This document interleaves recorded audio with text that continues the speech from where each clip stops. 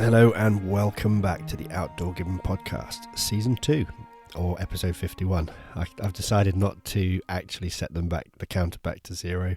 I just thought we'd carry on.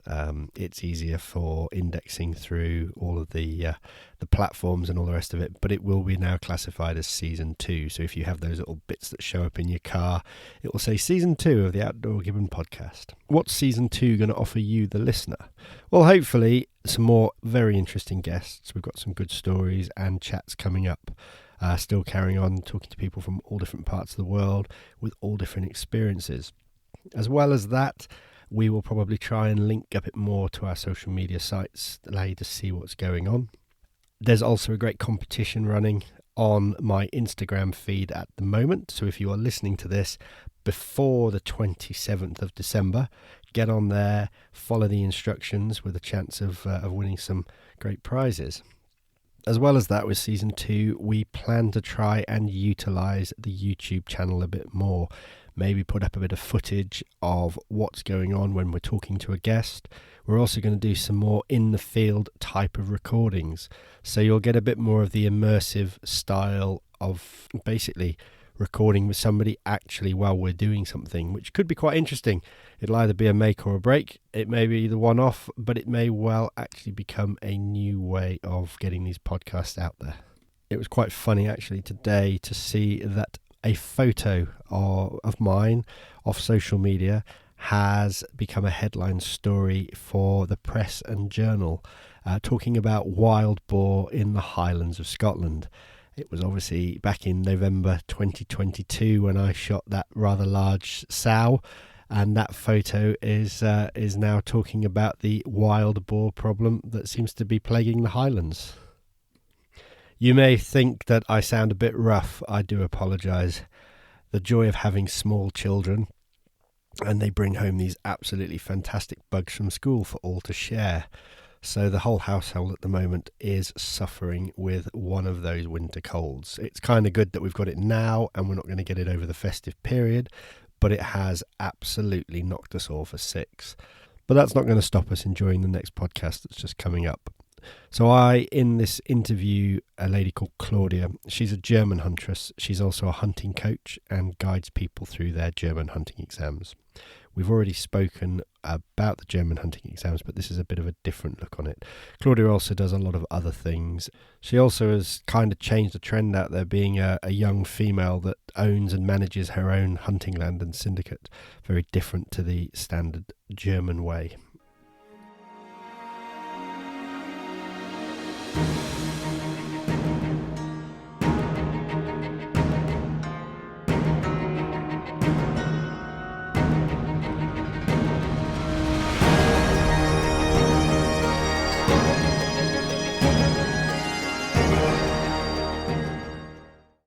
Hello and welcome to the Outdoor Gibbon Podcast. Today I am joined by Claudia, who is a German huntress from the south of Germany. How are you doing, Claudia? Hello, thank you. I'm really fine. I'm really glad to be here, and let's see where we're going.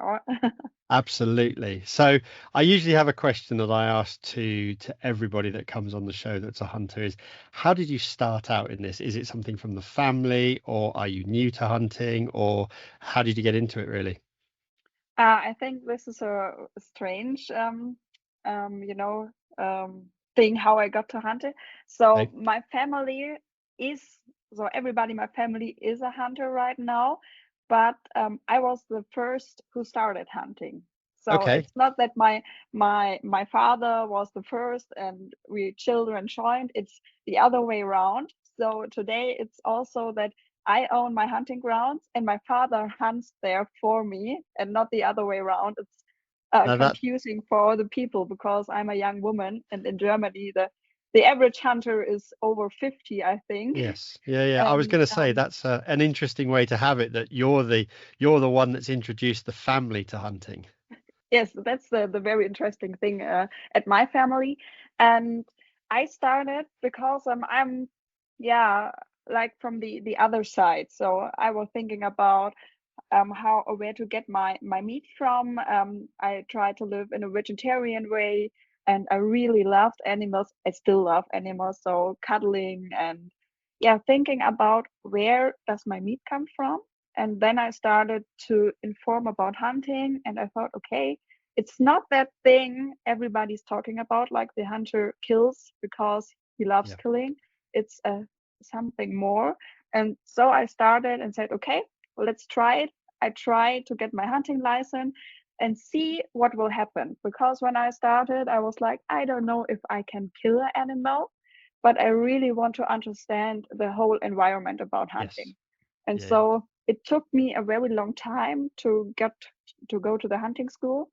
And then I did the normal way in Germany, joining hunting school, doing the, getting the license and stuff like this, starting from scratch really, because I really didn't have anything, knew anything about hunting, and started on that way. And yeah, when I started hunting, I got to some hunting grounds with very, very old men.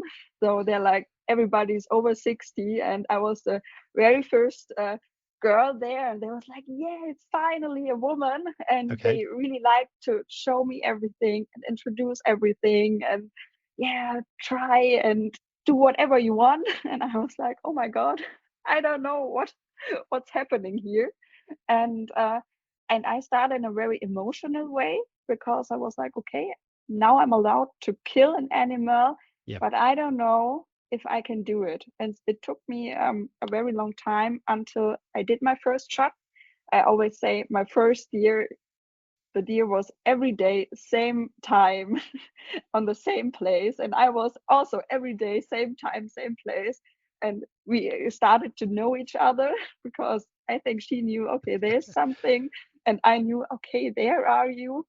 And yeah, I started really, okay, can I do this? And it took me a very long time until I really started, okay, I'm going to do that shot.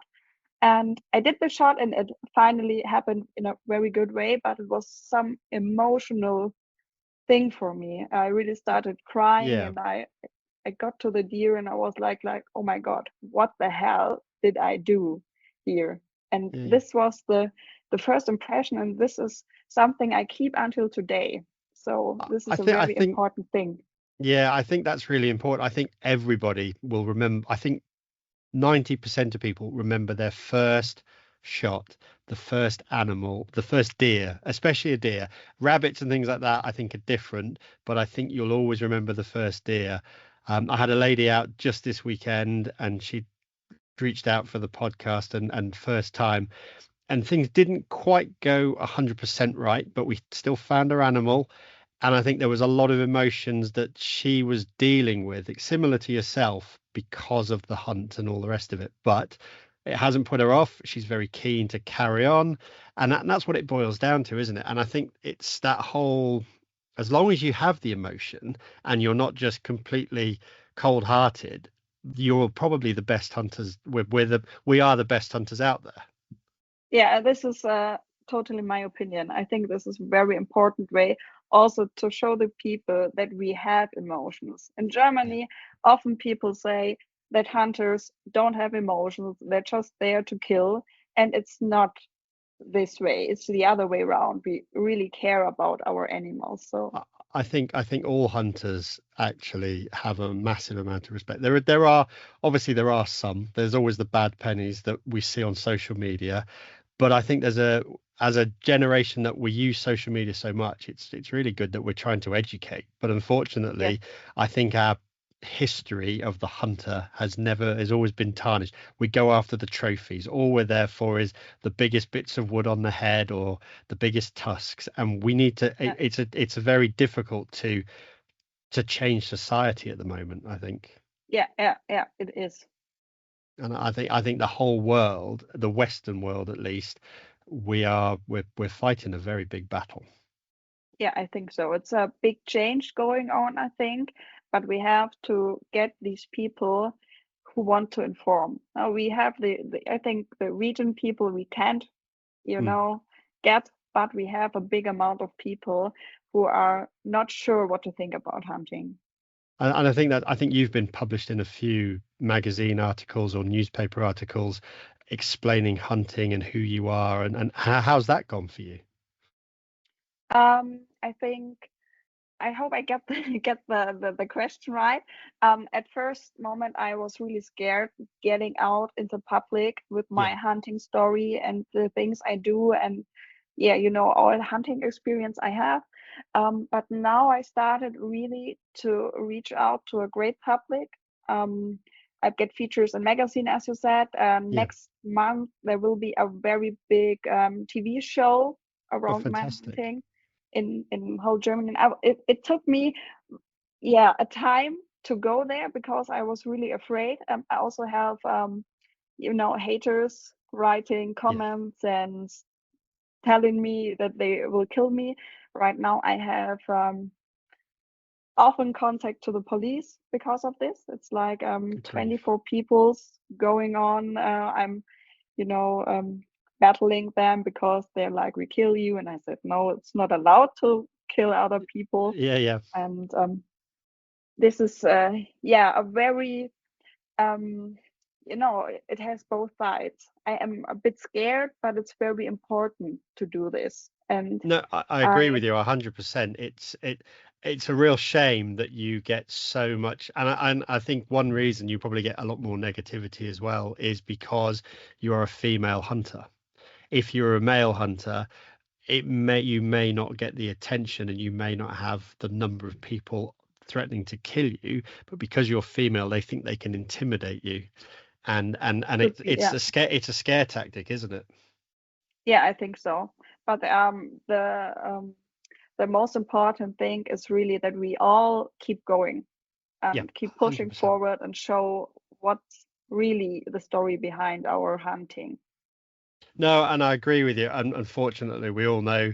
I think we've done it to death, posting on social media about our shadow ban issues and that we Yeah, can't actually get ourselves published. So I think we know each other and through the Pulsar team, and we're now working as a team to promote and actually try and help everybody in the group keep our feeds alive, and hopefully using all our audience, it yeah, still gets the promotion of product and our hunting and everything like that out to the masses, really. yeah, yeah, yeah. That's so important. I think so. I think so. So there's an interesting part because actually you've really made this into your hunting now as a business, haven't you? So do you want to Yeah. tell everybody about that? I don't do hunting for business. So in Germany, when you own hunting grounds, you're allowed to sell the meat. That's for Yep. sure, but it's not the main business. So I'm a psychologist, Okay. and from my my life journey, I was in the military for 8 years and studied psychology and all these experience and also the hunting experience, also the emotional way of hunting. I put together, and now I'm coaching different kind of peoples um, who want to hunt, or like people making their hunting license and are afraid um, to see what happens next, or when they already have their hunting license, are young hunters and are scared of their first shot, because we all know when we go to the range is something totally else Yes. than being out in the fields and shoot on an living animal. And I also coach different kind of hunters who made bad experience, who had some shot that was not that good, and they had really to reach out for the animal and find it. And this is something that can be traumatic to people. And after this, they're like, I don't know if I want to go hunt anymore, even if they really, really like it to go Yeah. hunting. And these are the people I normally work with. I also have some, champion sports shooting people um, with choking under pressure, or I think in English it's called target panic. Yep. And this is, the people come to me to get more calm by hunting. It's my business is always keep calm and go hunting. And yeah, this is the main thing I do. Also, as you mentioned, featured in magazines and or going to big hunting shows and do some presentations there, telling people how the mind and the body is working together, how you can improve yourself while hunting. Because um, my goal is that every hunter can place the perfect shot in any Yeah. situation. No, absolutely. And because obviously I think we've mentioned it in another podcast, we were talking about the hunting exam. Now, it's it's a very full on education system before you can qualify to be a hunter. So I'm assuming that people get quite worked up during the exams and all the rest of it. And I'm assuming that's where you come in and help these people, guide these people, coach these people to achieve, first of all, to achieve their hunting exam. Is that right? Yeah, this is the first step. I always say I help people before the exam and after the exam. So there's these two kinds, but most of the people, they're doing the exam with me together and they really get on fire Yeah. to getting better and getting perfect, and they keep staying with me and say, okay, let's do next step. So And is there's that also is that sort of a personal thing? Do they come to you? Do they go out with you? Do they stalk with you? Or is it just all done in a classroom base? the most things are done online, because Okay. I really wanted to have an online business for having my free space. Yep. But it's improving, and also we're doing workshops on the shooting range, that people are coming together doing the workshop. The technical way is also important. If you Yes. don't have the technique, you don't have to work mentally. So um, we do shooting events, or the people are coming to my hunting grounds and we're going together outside, and or they just Fantastic. go, because in Germany it's very hard for young hunters to go hunting, because Yes. the old men are like, oh, we don't let the young people in. And so they also have the opportunity to go out in my hunting area, not always together with me on the same spot, but sometimes it is enough, safety for them to know that I'm around, that they Yeah. can call and they will be here. Yeah, I can understand. It's just basically it's that they know they're not there alone. If something has gone wrong or isn't quite correct, they're not going to be sat there going, well, what do I do now? And I think that all hunters have that, and anybody that doesn't is probably lying, because I think you sit there and it doesn't matter how many animals or how many deer, boar, or whatever you've shot, there's always that time. There's the, well, that didn't go quite right. Now I've got to find it, or I've got to do something. And you do wish that you had that confidence of being able to speak to somebody and say, it's all gone wrong. What do I do? Yeah. That's so important. So I always say we can control ourselves for 100%. We can control Yeah. everything we do, but we can't control nature. No, no, So no, no. you know it. So you go hunting a lot. No day, so every day is others. So there's no similar hunting day. So on the one day it's like this, on the other day like that, but it's never the same. So Yeah. Well, that's our hunting for you, isn't it? That's why we do it, because if it was always the same, it would be like going to the range and shooting a piece of paper. yeah It's guaranteed that the piece of paper is at the end of the range and you pull the trigger, and but whereas when you're out looking for something, it's nature. It can be there, it can't be yeah there. yeah. So I say the only task we have as a hunter in the moment when we're hunting and shooting is to control ourselves, to know now is the Yeah. time I place the shot and it will go right, or now is the time to stop everything I'm doing and start again. So this is my task when I am about to kill an animal.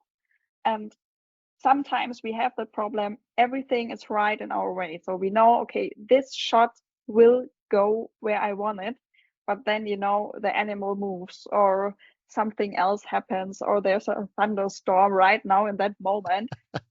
This is the things we can not prepare, that they won't happen, but we can prepare ourselves that we know in that moment what to do next. And this is some 100%. safety aspect. Yeah, And this is yeah. what Yeah, I think you're absolutely right, and I think that's why. Well, you were just saying now. I think the driven hunting season's about to start in Germany, so everybody has. Is it right? They all have. You have to go and take basically a refresher test to make sure that you can. Not everywhere. Okay. So when you go to, driven hunts which are hosted by the state, you have to bring that you have practice, but it's a very, very low test. It's like you have to fire 5 shots on a running boar and not even hit it. Oh, Um, okay. Right. so it's very, very low standard. And when you go to a private hosted hunt, you don't have to bring something. It's up to the hunting ground owner if you want something or not. So most of the time, it's enough when you have a hunting license. Oh, okay. Yeah, but obviously people do get quite stressed by the fact that they may have to produce some paperwork to show that they are a safe shot. You see, in the UK, we there's no compulsory exams. It's an optional exam you can go and do. And if you want to go hunting, and the police issue you your firearm certificate, and away you go. Whereas obviously I look at Europe and it's completely different. Before you can even get your firearm, you have to have done a theoretical exam and passed some tests. Yeah. This is so the hunting license in German is, I think, one of the hardest in the world. So Yes, we have like 3 different exams to do. It's at first we have to do some writing exam, then we have to do some vocal exam, like talking about 5 to 6 different subjects, right. and then we have the shooting exam. So And you it's and yeah, three. and your shooting exam just doesn't just cover rifles, does it? You also do flying birds, so shotguns as well in that. Yeah, it depends in what state in Germany you're doing it, but normally it's a shotgun. It's a running wild boar. Yep. Um, buck, 100 meters buck. Yeah, yeah. Um, and in some states also some pistol shooting. Oh, okay. Oh, So it's fine. up to 4 disciplines. Wow. Whereas here, you want a shotgun, it's kind of you just go out and say, I want a shotgun license, and they go, here you go, off you go. You can go. You might not even be a good shot, and I can tell you there are lots of poor shots out there that pay lots of money to go and shoot things, and they wonder why they miss. And it's like, well, you could do with some training. Yeah, yeah, it's always the thing I always say on social media. It's like you can buy a rifle for up to, I think, 10,000 euros, but it's nothing worth it when you don't know how to use it. And Absolutely, people are 100%. always like, no, how can you say this? And I say, take 1,000 euros for a rifle and 9,000 euros for training, and then everything will be fine. So Yeah. Yeah, I think that's a common thing. We see a lot of people want the best rifle because they think it's going to make them a better shooter. It's like, well, actually, if you can't shoot and you don't have the technique, it doesn't matter how good the gun is. The gun will do exactly what the person squeezing the trigger does. And if you yeah, haven't got the capability, it's not going to do what it, you want it to do. it's always when you go on the range and the people miss, they always say like, the rifle is bad, and if The the ammunition is bad, the rifle is bad. Yeah, uh, absolutely. and It's and when people are shooting very good, the others always like, your rifle must be good. but It's that's okay. it is exactly that, and it's the age old thing. What is it they say that the tradesman always blames his tools. Well, Yeah, sometimes you've got to look at the actual person that's doing it, and there's so much to learn just about marksmanship. Obviously you have a military background, so I'm assuming you had a lot of training at ranges and things like that at the same time. I always say the military made me shoot worse. So Okay, fair enough. So you're after leaving the military, you really you improved your rifle skills massively. yes, my shooting coach always said, you're the only person I said the military made you shoot worse. Oh right, okay, fair enough. It's funny though, isn't it? Because some people just fall into it, and but you do get a weapons handling and a Yes. understanding range safety and all the rest of it. It's kind of it's drilled into you at the end of the day. This Whereas have act yeah, Yes. These are the things drilled into me because we had to do it like every day, every night. in every situation. And what it really helps for me is in stressful situations, no, Okay. because on the shooting range in a normal way, it's always like comfy. So you Yes. don't have someone shouting at you and so on. And in the military, you have to perform in every way. Okay. So this is something the military taught me very good. But they started to, being too rough in a moment. I know you know Yeah. me, so I'm a Yeah. very small girl. So we had rifles and pistols like for small girls and for 2 meter males, and they were more fitting the 2 meter males than me, and I was like struggling, and Yes. there was someone shouting like go better, and you're like, oh fuck. this this I think is the main problem.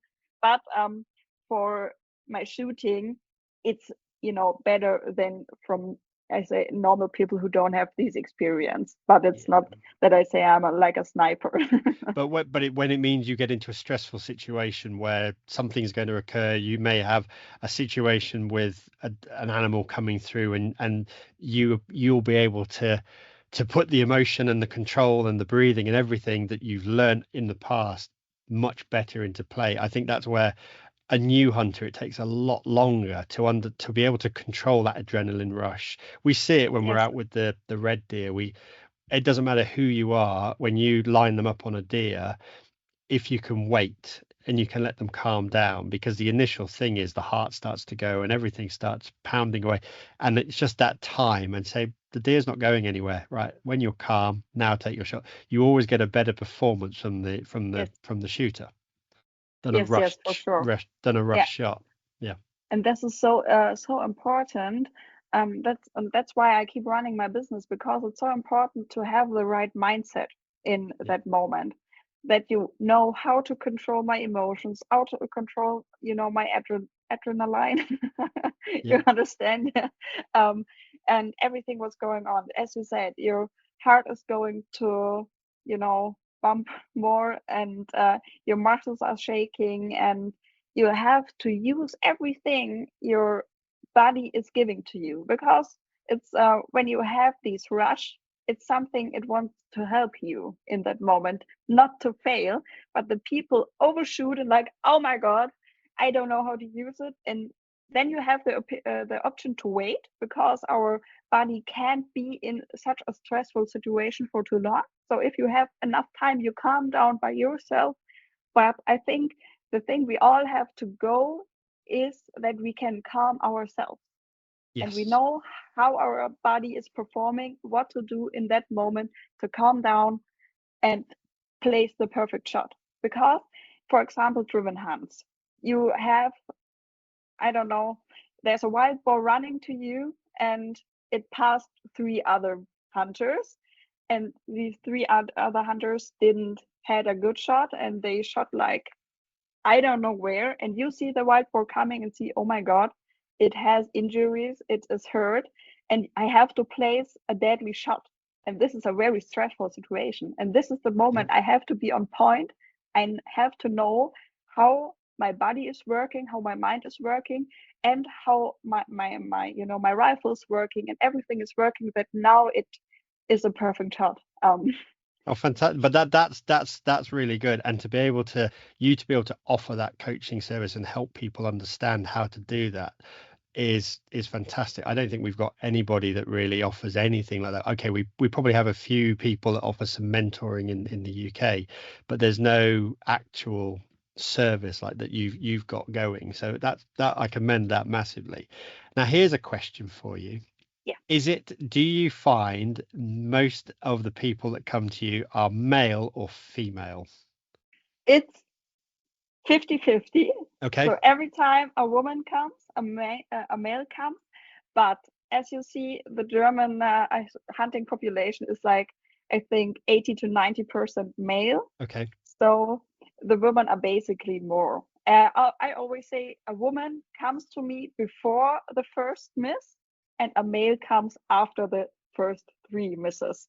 So It's this is better. Well, something. yeah.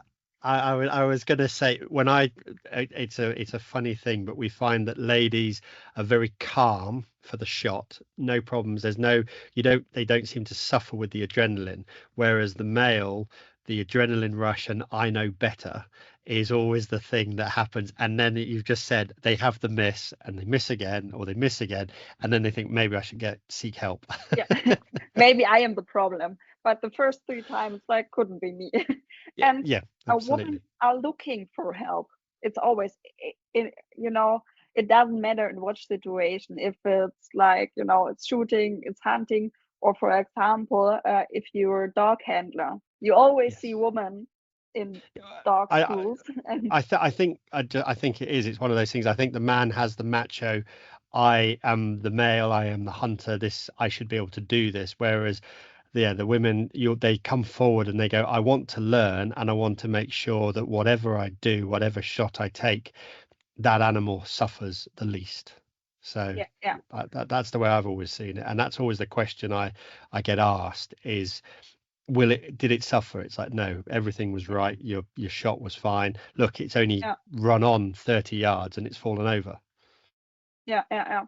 And also from the demographic, it's young people who are coming. Yeah. So it's not, so my oldest customer is 59, but he Okay. is quite alone. So it's some older woman, but most of the time are young women and young men. So Okay. really the people, starting are having the hunting license like 2, 3, 4 years and are like, really, I really want to improve myself. Well, So, and that's one, really nice to hear though. That shows that actually there isn't this you'll just get on with it. I think that was how it used to be. It's like you go out, you learn, you're going to mess yeah. up a few times, but you'll get there in the end. Whereas actually now people are thinking more, I want to learn about this and I want to make sure what I do is right. Yeah, and I think this is a very, very nice development. Yeah, no, it's good. And that's good. And has it, so you were saying obviously a lot of the hunting grounds are a much older population of older gentlemen running them. Is there a change now? Is there a new, well, you've got young people coming through, but is it starting to change and develop and more young people really coming into it? It's very slowly, but it's developing. So in my case, it was really like my older man said, we want to change the generation. So you're going to own the hunting grounds, but we help you. And now it's, for me, it's perfect because I start to learn how to use the hunting grounds, how to talk to the farmers. And I have my old man in the back, and there I can always ask them, and hey, what should I do right now? What would you do? Can you help me out? And so this is something I'm really thankful for, that I have this opportunity. This is a very good example, but they're like, there was in last week in a magazine an article about that the young people are all crap. So Right. this is always this thing, the old people are like, oh, the young people are all, you can't use them. The young people are like, oh no, we don't like the old people. And there's some kind of, not that good relationship going on. But if you have luck and you find someone who's open-minded, um, then people can really go for it and really Absolutely. Yeah. change. I And think it's, you need to take the knowledge. You actually, if we could download the knowledge of the older generation, because the things they know, the land, they know how the animals behave, how it's been done for years. But if we then the younger people bring a modern twist to it, you can actually suddenly make it more efficient. So you've got their yeah, knowledge, which you share with them and you keep them on board because actually they really do have a lot of knowledge, but then yeah, yeah. modernize it like you've done. You're in charge of the hunting grounds now, so I bet there's changes you've done there that they probably never thought about happening. Yeah, yeah, yeah. And this is, I think I want to have it more in Germany like this. It's developing, but it could be a bit more faster. So in the rural areas, it's sometimes harder because the people are more conservative. Yep. But in the urban areas, it's like, really, really hard because there's not enough space. And there are the old people sitting on their grounds like, okay, we can't get someone in because we're too many people. Yes. So these are two factors making it a bit difficult, but it's changing. So even Yeah, no, that's good, and there's definitely more. There's definitely a bigger uptake on young hunters, really, mhm, because we've seen a lot more younger people now trying to get into shooting sports. So that's yeah, kind of good, and a lot of them are looking, and they use the internet and they use social media to ask questions. Unfortunately, yeah, you ask one question and you get 20 answers and everybody confuses everybody, but hopefully they can find their way through it. yeah. This is hopefully very important. I think sometimes the social media topic is a bit difficult because so I'm situated in Bavaria and we have very old people, very conservative people, and we had like we have once time in a year all our hunters come together from the different areas, Okay. and this year was the first time I was there as a hunting ground owner, and the people everybody was very old man. They were looking at me like, oh my god, what the fuck does she want here? Yeah. And they were like, oh god, like and asked me things like, oh, I see you have a hunting dog, why? So these questions they keep asking, and then the topic came up from social media, and some people knew me because I'm also featured, in paper magazines. Old people are reading Yeah, paper yeah, yeah. magazines, and they were like, "Oh my God, she's on social media. Let's not talk to her." And then Yes. there was always like, "Yeah, we hear blah blah blah," and talking about, deer management, and always pointing in my direction, like, "Watch out what you post on social media, because it's not always good." And some people are talking mad about your social media, blah, blah, blah. And we sat there in a very dark room. Everything was full of trophies. It was open to public. And I was like, oh my God, if someone is coming here, seeing this, the person will turn around and leave as a, now I'm looking for the word, someone who said, okay, I don't like hunting anymore, Yeah, because it was so 100%. Yeah. dark and just the focus on the dead animal, but they were like pointing at me like, oh my god, you're on social media. So this is a problem we have right now, that the old people say no, don't post anything, but they don't do something else to reach out to the people. Yeah, there is that, and I've seen it. I saw it with our rifle club up here. There were guys that were like, "Oh, you can't post anything on Facebook because everybody's watching and they'll know where you live and all the rest of it." It's like in 5 minutes, I can type your name into Google and I can find out where you live. It's not the Yeah, end of the world. But yeah, or the computer will tell everybody what you've got, and it's like, guys, you really have no idea that you can be yeah, found so quickly. It doesn't matter even if you're not on social media, they're there. So yeah, if you are going to do it properly, do it professionally, and make sure that what you post. And I think when we all started, we probably posted things we wish we'd never posted. But yeah. as time goes by, you learn from that. And if you go forward and you're doing it right, then you can only be looking at the positives, can't you? Yeah, yeah, it is.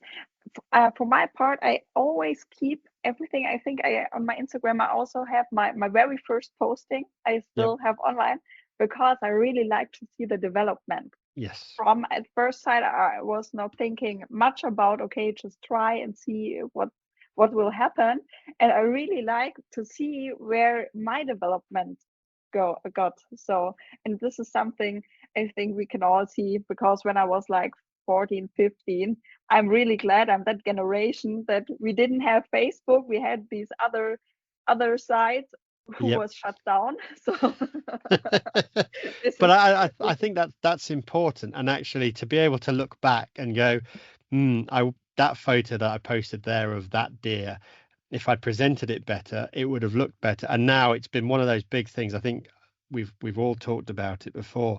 It's making sure that when you put something up online, if you're going to put a picture of an animal up, make it give the animal the maximum respect you really yeah, can. yeah, And in some cases you wouldn't even know that that animal's been shot, it looks like it's sitting there, and it's that's kind of really important as hunters, because Yeah, anybody can look in on us, can't they?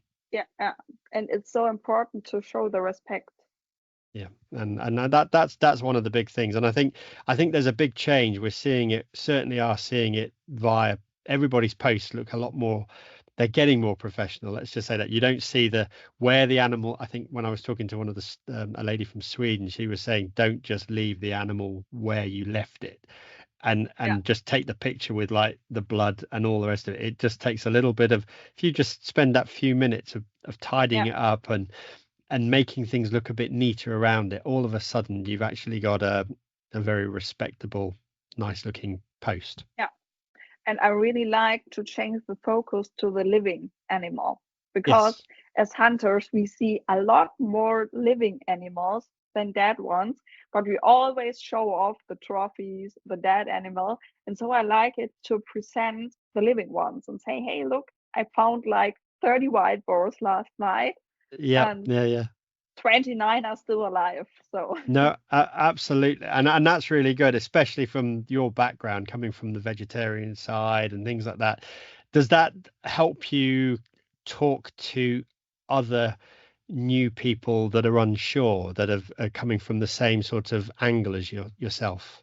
yes, for sure. This is something um, I have a lot of followers who are not hunters Okay. because they just have read an article and have read my opinion about how hunting and how I practice it. And I there was a reaction from people writing letters to the magazine, and he said I totally changed his mind. And because first time when he was driving around seeing there's a driven hunt, he got really mad, he got angry and started to cry and say how can these people kill the poor animal. And then he read the article and told me, nowadays when I drive next to some driven hunt, I always hope there's someone like you. And this was the greatest compliment I got from a non-hunter. And people started following, and I every time someone follows, I shoot them a message and tell, hey, welcome you here, I'm this and that, I'm doing this and that, tell me who are you. And there are so many people writing, hey, I'm not a hunter, but I'm interested in things you do and I want to see the other side, because before you I didn't know that people are thinking about and being emotional about our hunting. And I think this is something very cool, and this is the way how to reach the people and get them informed, because they need the first step to that they want to listen. And then when you have them next to you saying, okay, tell me, then you're the winning side, because Oh, the people absolutely. start to understand, okay, you're doing this because of this different aspects and not just because you like killing animals. It goes full circle, doesn't it? We're actually closing the circle up. You talk about the old hunters. They probably never sit and talk to non-hunters because they were feared that what would be said about them. Whereas Yeah, actually, we're doing the whole education side of it, like the podcast, like your presentations and our social media feeds and everybody else we talk to. And by educating, if you sat in a room with non-hunters and we had that conversation, if one of those goes away and understands and says, actually, I understand this, well, then you've won. Really. yeah, You've educated one person. You might not have got 10, but the others will have all listened. But at yeah, least that way, one person, he can then go and have it, or she can go and sit and have drinks with somebody else and tell that story again, and all of a sudden that sparks interest, so they find out and they want to know more. So yeah, I think it's slowly, but what we're doing hopefully will carry on helping people. yeah, I guess. So it's so important to keep on. So also people who are listening this podcast, and I always talk. So my customers are like, "Oh, I really like to post about it, but I don't know how the reactions will be." And I was like, "Go for it and tell the whole story. Don't tell Yes. just I shot 3 crows. So tell the whole story and say, this is why I'm doing that." And then they start, and the people are like, oh, the reactions are quite positive. So there's always one reaction, not in a good way, but the most are really positive. there'll always be somebody that will come out with a negative or something like that. But actually, yeah, exactly as you said, if you've shot something, but tell the backstory, tell the whole reason for it. Now, you're down in Bavaria, so let's talk about. I'm not sure whether it is affecting you down there because I know other parts of Germany have problems and Scandinavia. Have you had any issues with wolves down there? Are they there, or have they got to that far down yet? So right now it's not not a big problem here. So Okay. I'm really near the Czech border, and they're like really in the eastern and the northern side, but they are coming down to us. So sometimes we have one or two going around, but there's no wolf pack in our Okay. area. So yeah, And but we see, wolves live in packs in big areas where red deer is. So in my area, I have primarily wild boar, okay. and Yep. wild boar is like a really hard animal to get, I think, for everybody. And but we see it in the roe deer when there's a wolf around. It starts to get together and be Okay. together, not alone, and they're like very silent, only come out in the dark. And this is the only thing when we see that something is going around. And a few weeks ago we had a cow attacked by something. So we Okay. don't know what it was. In Germany, it's a bit strange with the wolves. It's always a dog when you let it test. So, but I think you need a massive dog to I get was a going to cow. say that's a big dog to take a cow down, whereas a wolf, it's kind of one of those things. They're massive anyway. But that's really interesting. So they're not prevalent yet down with you in Yes, Bavaria, but they're obviously on their way. but I I think think it's it will. big problems. Yeah. It will. So will be interesting what will happen in Germany. So I don't tell often about my opinion because it's very difficult to talk about, to discuss about, and it's if you say the wrong thing, you're like, oh my god. So No, I think everybody just wants to say that obviously, yeah, the reintroduction. Well, you guys haven't reintroduced them really. They've been reintroduced in other places and they're moving across. But there are countries like the UK and Scotland that think putting wolves back is a good idea. And it's just like this is. I think all the hunters know, but there's still people out there that think, oh, we'll put lynx and we'll put wolves back because they're going to manage things. It's like you really have no concept of the damage these creatures will do. and these people deciding about this are sitting in their office towers somewhere in a big city, and have never seen a countryside. Yeah, well, it was a classic. Yes, you say that, and it's what it's been a big thing. We've had a big couple of big festivals here. So I think two of the big music festivals, which was Reading and Leeds, finished. And you look at the photographs of the landscape where the campers have been, and it's just a mess.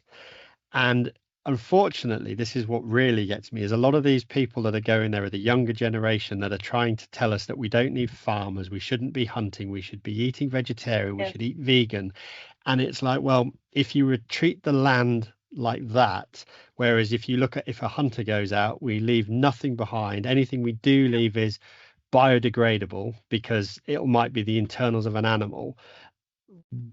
I can't. It's just it's a nonsensical thing, isn't it? Really? yeah. It's also some kind of from the psychology way. It's very interesting, these different opinions and moral kind of view. So I'm eating only vegan, I'm allowed to do everything. You eat meat, you're not allowed to do anything. And this is the big problem, that we have these ideologies and nobody is really based on the facts. And it's It's strange though, isn't it? It's a really, I think if we went out and preached that we were hunters, we would be shot down and like you've had a lot of bad press and people coming on to you. Whereas if you go out and shout that you're a vegan or a vegetarian, everybody runs around and hoorays you, and you're saving the planet. And I'm just like, I can't understand that in any way, shape, or form. Yeah.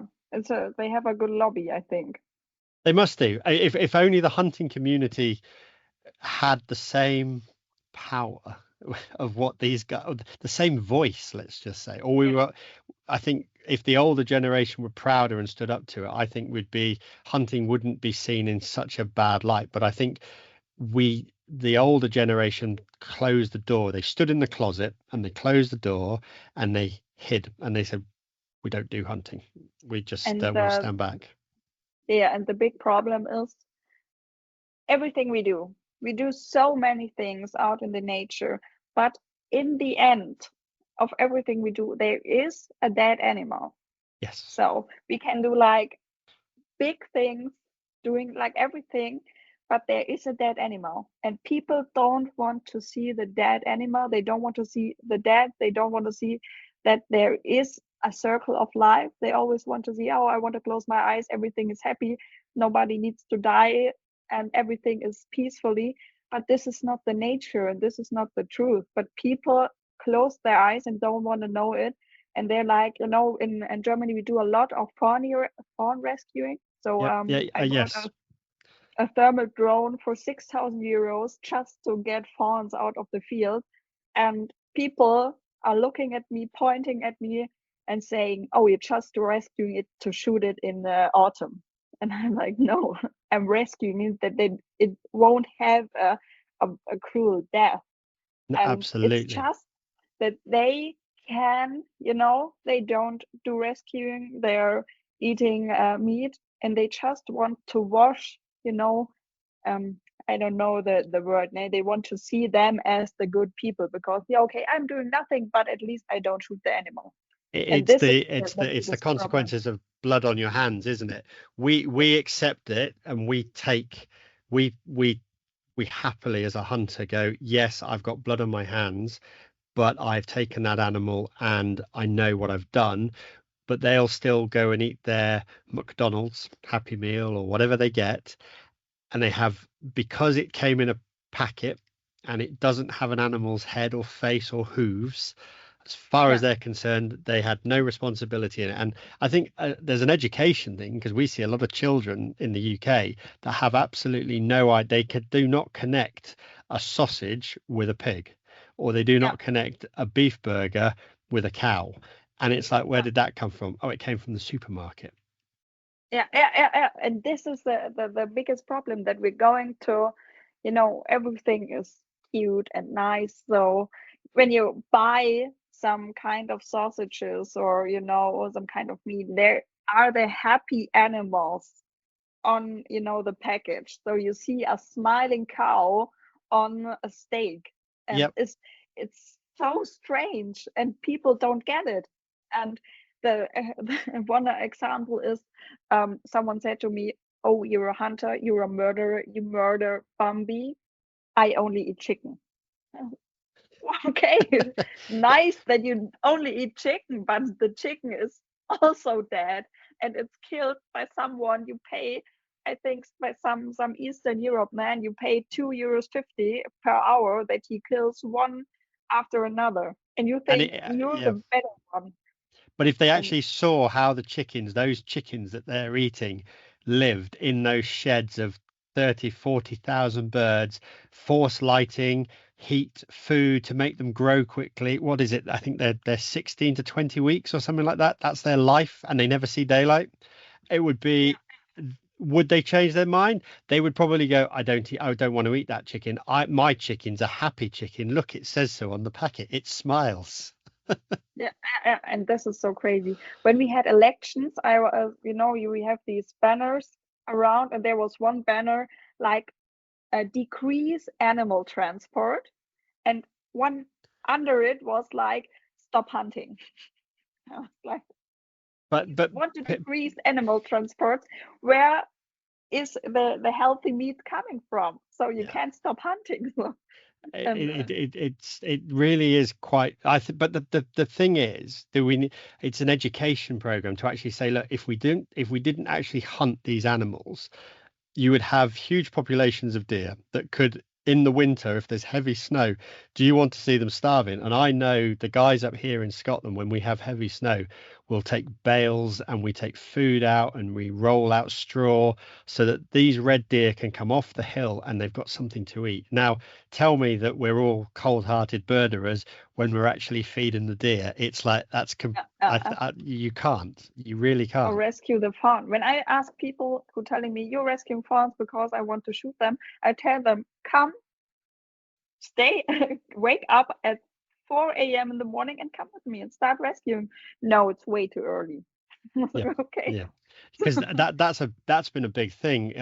Because you obviously have quite an early grass cut in Germany and well, actually Europe, and then obviously the machines have got bigger, and obviously, yeah, the deer they like to put their young out of sight in a nice big grassy field. So that's been a topic of, I think you were doing a video, you were doing a production with Robbie from Blood Origins, I think, for rescuing the fawn, yourself and Matthias. Yeah. It's a plan for next year that Okay, Robbie comes over to Germany and we're doing rescuing all the time and telling fantastic. people that Well, well, yeah. we'll definitely make sure that that's shared so that people can see it, because I think it's actually really important. We probably don't have the same. It does happen here, but I don't think it's quite to the scale where it happens in Europe, where I think it's, yeah, there's different groups, aren't there, all over the place that do this. And obviously, you say you've bought a thermal drone so that you can get out there, find them. Just talk us through. Let's just we've got time. Let's talk us through rescuing a fawn. What happens there? Um, in older days, it was really that hunters, primary hunters, are going through the fields and really with dogs and look for the fawns. But as you said, it's a very small fawn in a very big grass, field of Yeah. grass. So it's very hard. And then it's a few years ago, it came up to do it with thermal drones to fly over the field and spot the fawns and rescue it. So this year, I said, because we have the opportunity that we can share a drone, because a drone is very expensive. So Yep. mine has cost 6,000 euros. So this is something very expensive for just rescuing fawns. And so I got my own because I said, okay, when I own hunting grounds, then I also want that no fawn is dying in my hunting grounds. And then when the farmers need to say, okay, next day we're cutting the grass, and then you're going to get some people together and yes, wake up in the morning. It's before sunrise because when the sun is up, the grass is way too hot that you can Yep. spot the fawn. So we have to go out before sunrise. And in my case, I'm the drone pilot because I have the drone and the license to fly the drone. And then you're clustering the field and looking for hot spots. And then you Okay. can find, for example, the fawn. And then I go down with the drone and I'm also filming it. And then you see, there's a fawn. And then the other people are going to the fawn, with the gloves on and grass on, and take the fawn out of the field and put it Okay. next to the field and beneath them, some boxes where you put the fawns in. Okay. And Right.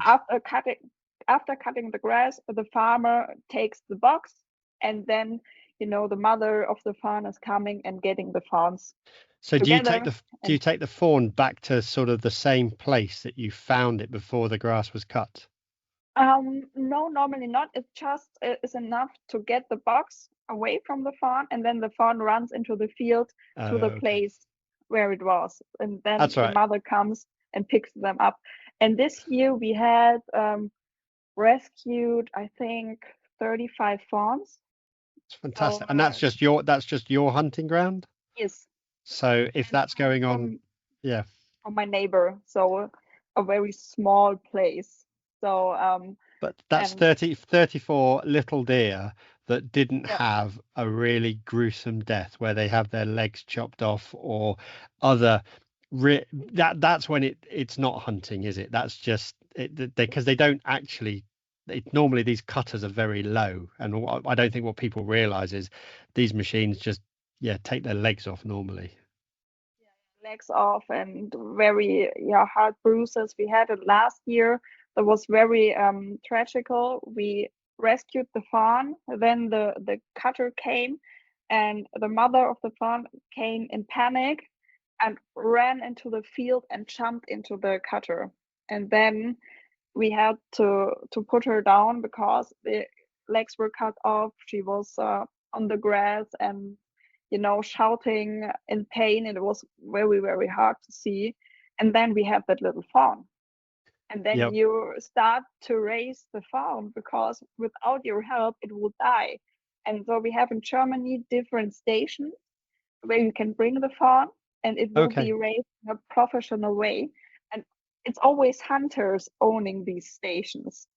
Yeah, So there we go, yes, isn't it? It just goes to show, yeah, these as it always comes back full circle. We are the cold-hearted killers. We shoot everything, but actually, yeah, look, we're looking after the young and bringing them on and releasing them and doing what's right. And I think we're probably talking to a lot of people that are hunters that will listen to this podcast. But it's if they, I always keep saying to them, share these podcasts with non-hunting friends so they can listen and see that we're human beings, we're real people. yeah, that's So, and very that, important. Yeah. but exactly. So you rescued 34, and if that's happening not just in Germany, that's happening in France and all over the place. It just goes to show that with a little bit of technology, we're actually saving quite a lot of animals Yeah. from some pretty horrendous times. Yes, yes. Fantastic. So what are you looking forward to? Because obviously the season's about to kick off. Have you got any big hunting plans? Right now there's no big hunting plan.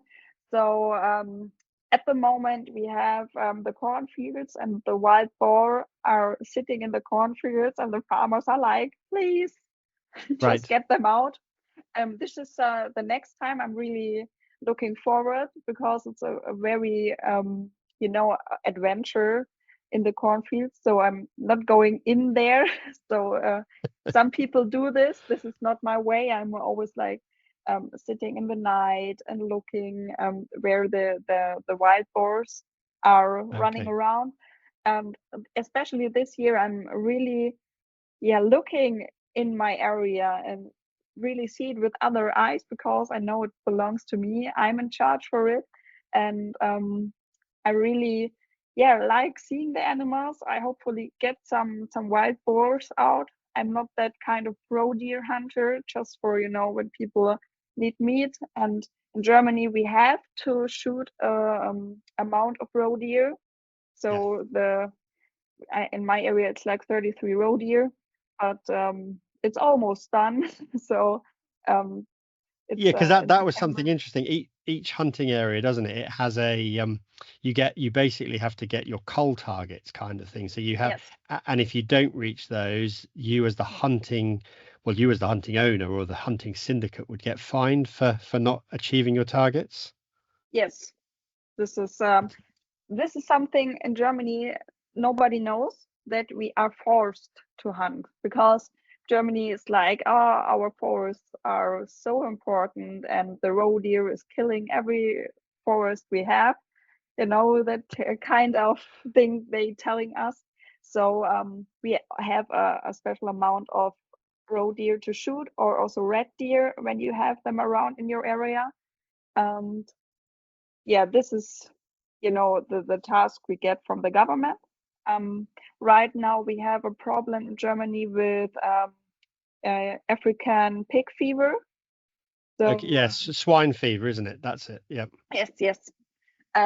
This is a big problem right now. It's not near my area, but we're all in charge and watch out that we can stop it.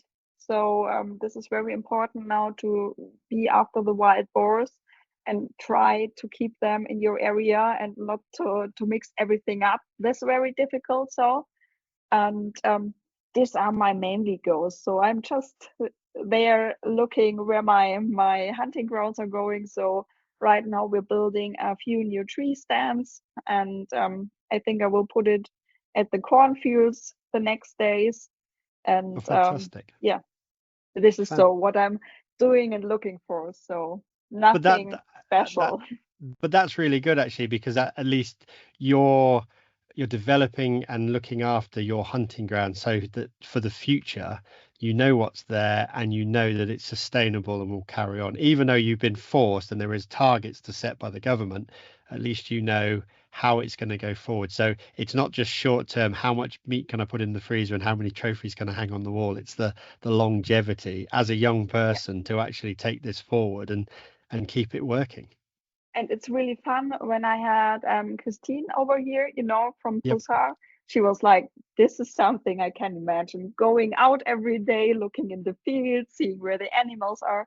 And this is it basically. So I go out in the morning with the dog, taking my rounds, look, here is someone interesting. Here are some wild boars, and then I'm going to put up trail cameras and put up tree stands, or going to cut the grass in the forest. And this is something that I can do all day. Unfortunately, I Fantastic. have to work, so Yeah, but yeah, well, this is work always gets in the way of a good day's hunting sometimes. But when and you do get to do it, it's great, isn't it? Yeah. yeah, so and I really like my work. And this year, so my dog is going to do some exams this year. Okay. So I'm really looking forward to hunt with her together, because he's very young, and I have to do the exams that she's allowed to hunt with me. This is something I really look forward, getting some, ducks in Oh, and fantastic. rabbits. So a little bit of this, and increasing also the rabbit population is something we're very strong this year. But all over Germany, we have very much rabbits this year. So I will also see that I can get some foxes out. And my bigger goal, but over the years, is to get pheasants into my area, Okay. because they're very not that much in Germany. Right. And this is something, with the Bavarian Hunting Association, you can apply for being a pheasant area. And this is something I really tried to get, but this is a bit hard because I have to take more foxes out. Yeah, yeah, So this yeah. is a long-term goal. But again, that's all the management, isn't it? You have to control, you need to control a certain number of foxes. But the foxes actually, if it's about deer, the foxes are probably a benefit. But then if you want pheasants and you want ground game, you need to remove the foxes. So it's that juggling act as to exactly how much you do to make sure that that everything's in balance at the end of the day. Yeah. And this is a very long time goal, to see what happens and Well, what's my fantastic. impact. So this is something I really look forward.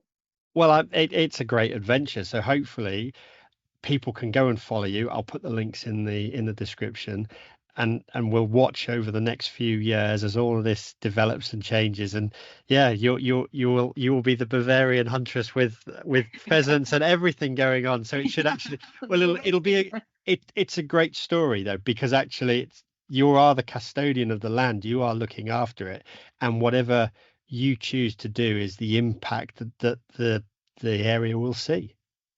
Yeah.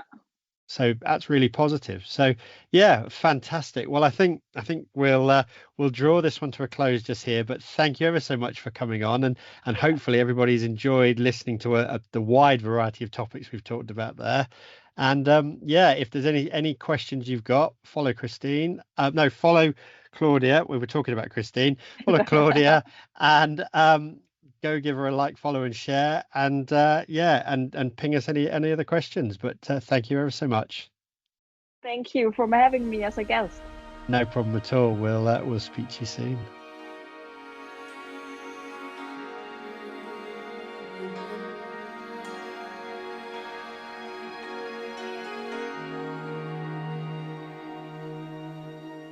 Another great chat with a very passionate hunter who has the ability to help others and share those experiences and keep them going down the right journey.